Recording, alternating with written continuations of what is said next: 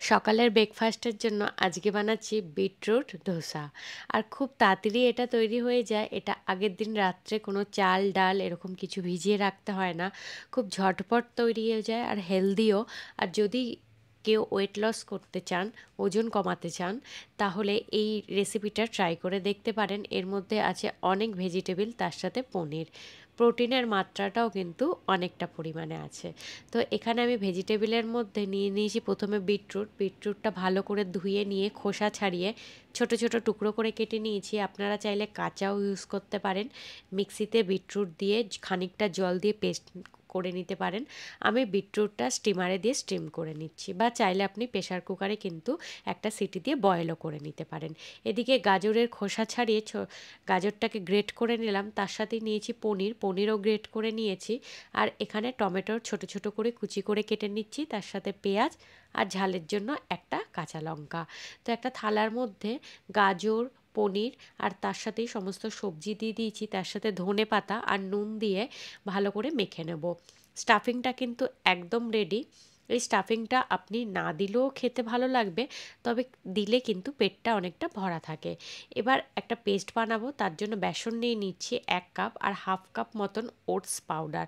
ওটসটাকে কিন্তু প্রথমে তাওয়ার মধ্যে হালকা একটু গরম করে তারপর মিক্সিং গ্রাইন্ডারে কিন্তু গুঁড়ো করে নিয়েছি। তার সাথে 3 টেবিল স্পুন দিচ্ছি আটা, ঝালের জন্য 2টো কাঁচা লঙ্কা, আদা কুচি আর ওই সেদ্ধ করা বিটরুট, তার সাথে জোয়ান, আর তার সাথে গোটা জিরা আর নুন। পরিমাণ মতন জল দিয়ে একটা পেস্ট বানিয়ে নেব। একসাথেই সম্পূর্ণ জল ঢেলে দেবেন না। আমার মোটামুটি 1 কাপের থেকে একটু বেশি জল লেগেছে, প্রায় বলতে পারেন 1 কাপের কাছাকাছি। তো ব্যাটারটা একটা বাটির মধ্যে ঢেলে নিলাম। এখানে কিছু কিছু টুকরো দেখেছি বিটরুটের, তাই আরেকটু জল দিয়ে সেটাও পেস্ট করে তারপর ব্যাটারের মধ্যে অ্যাড করেছি। লাস্টে একটুখানি আমি তেল দিয়ে দিয়েছি। এখানে আমি কোকোনাট অয়েল ইউজ করেছি, আপনি চাইলে যে কোনো অয়েল বা ঘি ব্যবহার করতে পারেন।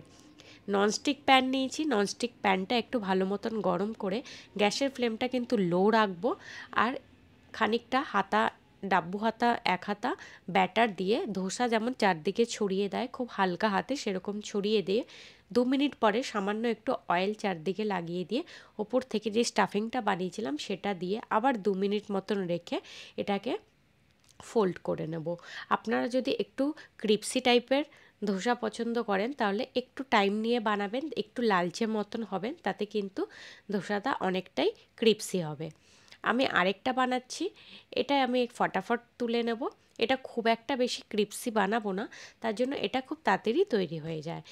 2 মিনিট মতন ব্যাটারটা দেওয়ার 2 মিনিট মতন রেখে একদম গ্যাসের ফ্লেম লো করে ওপর থেকে একটু তেল দেব, তারপর স্টাফিংটা দিয়ে আরও 1 মিনিট মতন রেখে ধোসাটা কিন্তু তুলে নেব। দেখুন কত অনায়াসেই কিন্তু প্যান থেকে ছেড়ে যাচ্ছে।